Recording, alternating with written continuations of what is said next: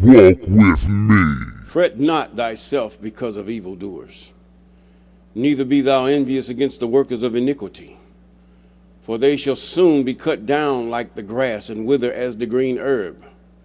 Trust in the I am and do good. So shalt thou dwell in the land, and verily thou shalt be fed. Delight thou also in the I am, and he shall give thee the desires of thine heart. Commit thy way unto the I am, trust also in him, and he shall bring it to pass. He shall bring forth thy righteousness as the light, and thy judgment as the noonday. Rest in the I am, and wait patiently for him. Fret not thyself because of him who prospereth in his way, because of the man who bringeth wicked devices to pass. Cease from anger, and forsake wrath. Fret not thyself in any wise to do evil, for evildoers shall be cut off, and those that wait upon the I am shall inherit the earth. For yet a little while, and the wicked shall not be. Yea, thou shalt diligently consider his place, and it shall not be. But the meek shall inherit the earth, and shall delight themselves in the abundance of peace. Psalms chapter 37, verses 1 through 11. Deliver me from the hands of evil spirits who have swayed the thoughts of men's hearts, and let them not lead me astray from thee, my God. Establish thou me in my seat forever, that we go not astray from henceforth and forevermore. Jubilees chapter 12 and verse 20. Yes, good morning, good afternoon, good evening. Those of you on this platform and other shared platforms, we thank God for you. And those of you that have been with us from the beginning, yes, we thank God in a hand clap of praise. And we thank God for those of you who have been with us thereafter and here and there's about. And we thank God for you. And we thank God for those who have just subscribed and those who are about to subscribe. And we call those things that are not as though they are. Yes. Yes, yes, yes, a beautiful day, even a time to be alive and watching the things that are culminating in the earth. I can predict and call on things, but there's always that I say 80% chance you're wrong. Trying to say this person or that person is the Antichrist and this person or this is going to happen and that's going to happen, 80% of the time you're wrong. Maybe 90, maybe 99.9 you're wrong. Because we have to watch. We have to watch and steadily remind ourselves of what the Most High have said in this historical account. Yes, there's a book of the law. There's a book of the law. Where is it? We don't know. There's a book, these books contain the law and how they were delivered, the historical account of how the law and what the law is that was delivered, but a straight book of what the law says. Now, we can also account that the Egyptian book of the dead might contain the law that they stole. That's just my affirmation and what I say. They stole it and accounted it for themselves, even though they were idolaters. Didn't work. But either way, we're in chapter 36 of Jasher, the book of Jasher, chapter 36. Now we see where the sons of Jacob, even Simeon and Levi, went and demised the people of Shechem. Because the prince Shechem, he had defiled or raped their sister Dinah. And the law, even they knew of the law that if a man forced himself on a woman and she hollered, then that man's going to be put to death. That's the law, period. It was back then, and it was in the time of Moses. But where it went from there, it was lost, and then it was reinstituted. And then where it went from there, only God knows. So we're stuck with the historical account of the law. That's what we got. We have the historical account of the law. And it's true. I mean, it makes sense within our own being. Things that we don't want others to do to us, we don't do to them. Yes, that was written also in the Old Testament. It's not a New Testament thing just only. It's a lot of things they borrowed from the New Testament to make up the things. From the Old Testament to make up the things of the New Testament and of those books that were rejected. Yes. Now, verse 1. And at that time the I am appeared unto Jacob, saying, Arise, go to Bethel, and remain there, and make there an altar unto the I am who appeared unto thee, who delivered thee and thy sons from affliction. And Jacob rose with his sons, all belonging to him, and they went and came to Bethel according to the word of the I am. And Jacob was 99 years old when he went up to Bethel. And Jacob and his sons and all the people that were with him remained in Bethel in Luz. And he there built an altar to the I am who appeared unto him. And Jacob and his sons remained in Bethel 6 months.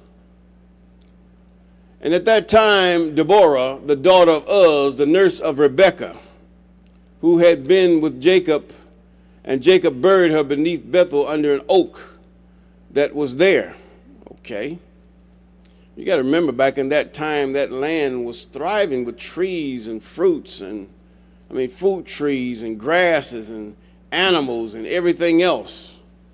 Yes, desert was creeping up on it, but everything happens in its due time. Now, and the mother of Jacob, and Rebekah, the daughter of Bethuel, the mother of Jacob, also died at that time in Hebron. And the same is Kirith Arba, and she was buried in the cave of Machpelah, which Abram had brought forth from the children of Heth. Now it was a family grave, period. And, some families do still keep this same tradition, to have a family grave site or a family site of burial, whether it's a cave or a plot of land, just to bury family. And the life of Rebekah was 133 years old. And she died when Jacob heard that his mother Rebekah was dead. He wept bitterly for his mother. Yeah, she was a very strong and positive and influential woman. He wept bitterly for his mother and made a great mourning for her and for Deborah, her nurse, beneath the oak. Now, Deborah had to be one who helped raise him. Now, her nurse beneath the oak, and he called the name of that place Alon Barkuth. And Laban the Syrian died. Laban was the one who caused a lot of havoc with Jacob when he married his daughters.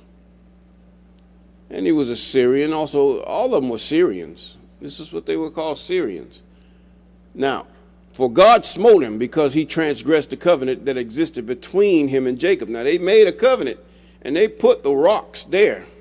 In other words, it's best not to make an oath before the Most High or to the Most High and break that oath. To make one and break that oath. Now, what happened? And Jacob was 100 years old. And when the I am appeared unto him, he blessed him and called his name Israel. So they say. And Rachel, the wife of Jacob, conceived in those days. And at the time, Jacob, all belonging to him, journeyed from Bethel to go to his father's house to Hebron. Now, nobody really heard of Israel being where it is until 1948, or until nears about that time, and somewhere around that about that time. All most people have heard was there was a place. They read the Bible and they didn't know this. And at the time, Jacob and all belonging to him journeyed to Bethel to go to his father's house to Hebron. And while as they were going on the road, there was yet but a little way to come to Ephrath. Rachel bare a son, and she had hard labor, and she died. And Jacob buried her in the way of Ephrath, which is Bethlehem. Really, it's said to be just a grave site where people are buried. Yes. Ephrath, yeah, it was a burial site. It's not that far from a real Jerusalem, where the real sanctuary and the temple is. Even the city of David. That was where Jebus was. What you see now is another Jerusalem from another time that they have named Jerusalem. Now, And Jacob buried her in the way of Ephrath, which is there unto this day. And the days of Rachel were 45 years, and she died. And the days of Rachel were 45 years, and she died. She was only 45 years old, young still. And Jacob called the name of his son that was born to him, which Rachel bare unto him, Benjamin. But Rachel called him Benoni, is what the other translation says. So you have to look at this word. There was no J. So who named him Benjamin? Colonizers. But for he was born to him in the land on the right hand. And it was after the death of Rachel that Jacob pitched his tent and the tent of her handmaid Bilhah. And Reuben was jealous for his mother Leah on account of this. And he was filled with anger. And he rose up in his anger and went and entered into the tent of Bilhah. Thence he removed his father's bed. Oh, my. In other words, he raped her. And at that time, the portion of birthright, together with kingly and priestly offices, was removed from the sons of Reuben. In other words, he lost his blessing because of that. For he had profaned his father's bed, and the birthright was given unto Joseph. Think about it. The birthright given unto Joseph, the firstborn, from out of the womb of Rachel. Now, he was a kingly and priestly offices was removed from the sons of Reuben and given to Joseph. The kingly office and given, the birthright was given unto Joseph. The older shall serve the younger. There we go to saying again. The kingly office to Judah. Judah was given the kingly office at that time because the firstborn of Leah.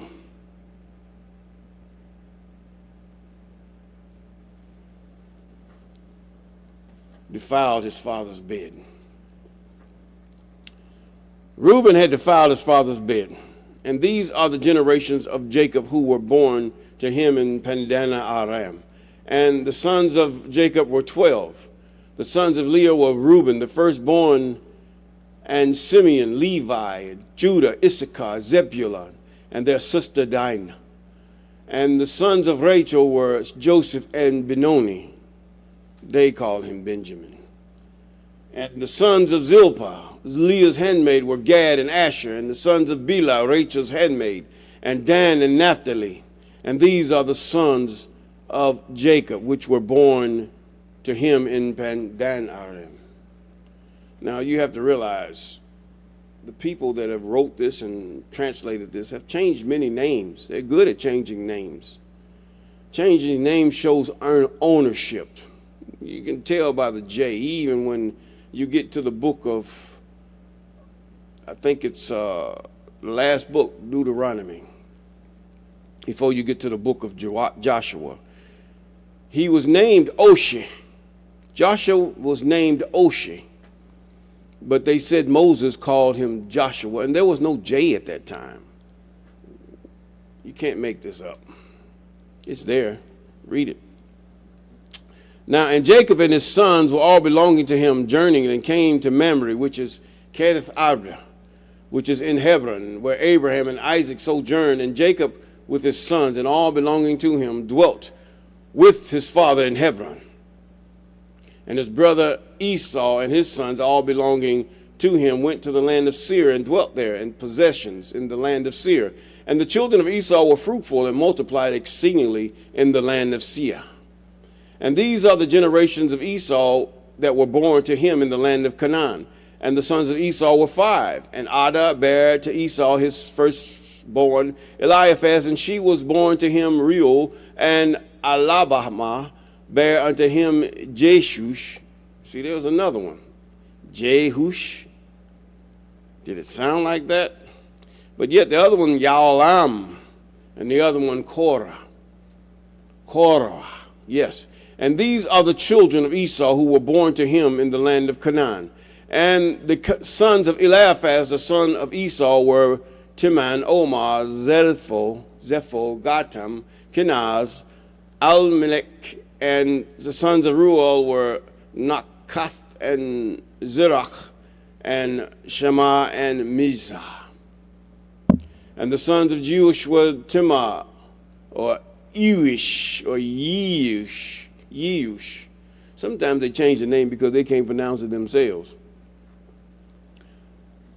And Alva and Jeheth. It should be Yetheth, or something to that effect. The J wasn't there at that time. And the sons of Yalam and were Allah, or Allah, Finor, and Kenaz. And the sons of Korah were Teman, Mibzar, and Magdiel, and Aram. And these are the families of the sons of Esau according to their dukedoms. That's still after colonizers' rankings in the names, or princes probably would be a better word, in the land of Seir. And these are the names of the sons of Seir, the Horite, the inhabitants of the land of Seir. You have to realize when they change the names, titles, and everything of people, this is to denote ownership. We are the people. They are us.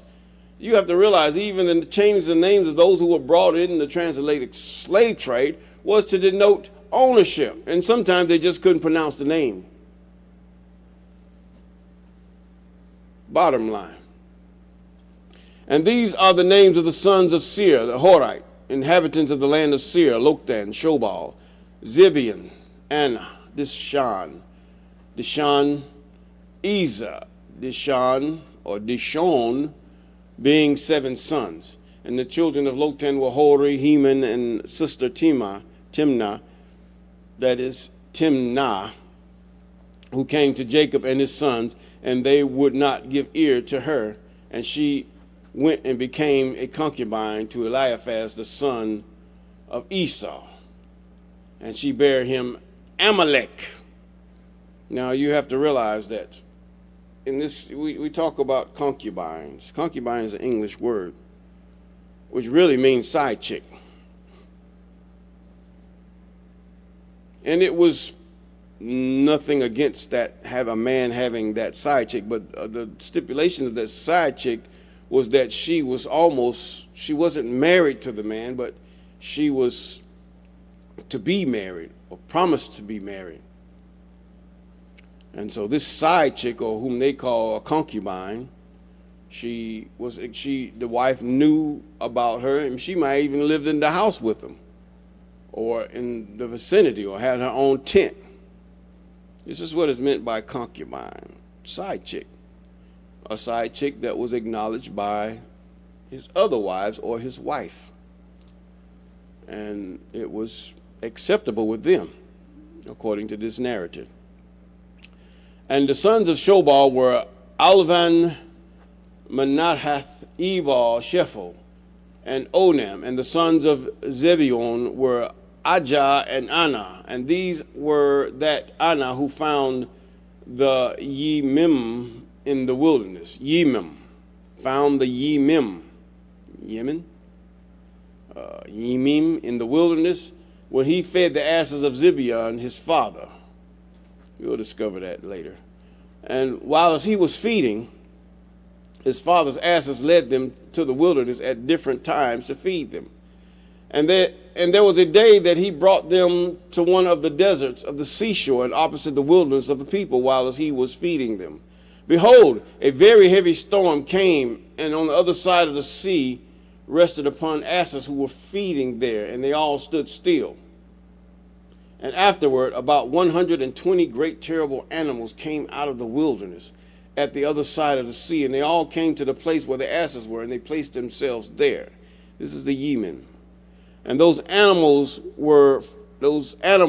from their middle downward were in the shape of the children of men. Middle downward was in the shape of the children of men. Let's listen. And from their middle upward, they had the likeness of bear. In other words, they had feet, and the top of them looks like bear. And some of the likenesses of the kephas, with tails behind them. In other words, a bear from the middle downward, they had the shape. In other words, they had legs. They looked like men. They were weird looking creatures.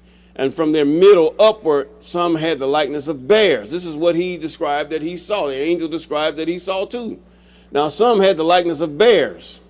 Yes, there were bears in the land before it became total desolate.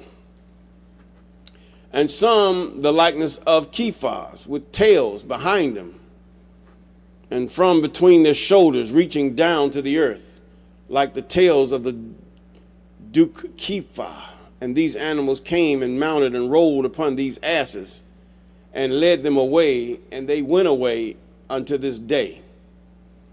Now, you know the definition. And one of these animals approached Anna and smote him with his tail, and he fled from the place. I would too. Then he saw his work, and he was exceedingly afraid of his life, and he fled and escaped to the city. And he related to his sons and his brothers all that happened to him.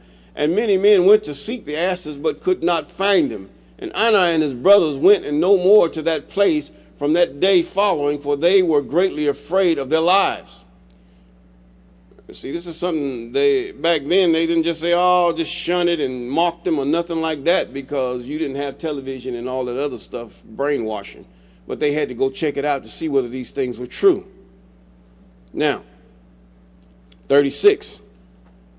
And the children of Anna, their son Seir, were Dishon and his sister Alabama, and his children Dishon and Hephdan and Ishban, Ithran and Shiran. And the children of Ezer were Bilan, Zavan, and Akan, and the children of Dishon were Uz and Aran.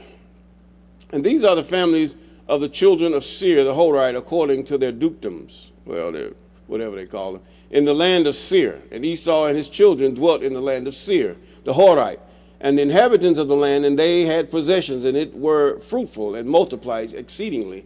And Jacob and his children, and all belonging to him, dwelt with their father Isaac in the land of Canaan, as the I Am. They were in Bethel, as the I Am had commanded Abraham and their father. Yes, they're throughout the word of the Most High, even the serpent that Eve saw was a fallen angel, one who rebelled against the Most High. He tempted Eve. He was the one that was allowed to tempt. Whether he went before the Most High and told him of her, maybe he tempted Adam and it didn't work. We don't know. But he tempted Eve, and what he did worked, because he had made her to discover that she could be equal with God.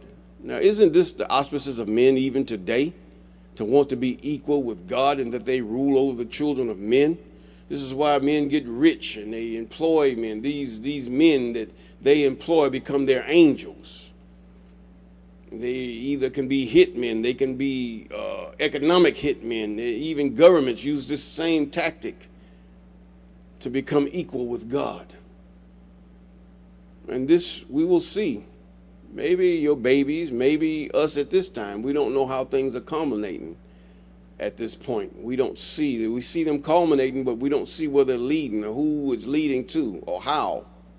But things have to shift and things have to come to pass. Situations have to happen in order for this end time thing to even reveal itself plainly. And then when it does, those of you who know the truth will be silenced. Or you will be so scared and trembling because the rest of you would be demised, even by this same entity and the laws that he enact. Could be she. Who knows? But anyway, with that, we're going to say peace.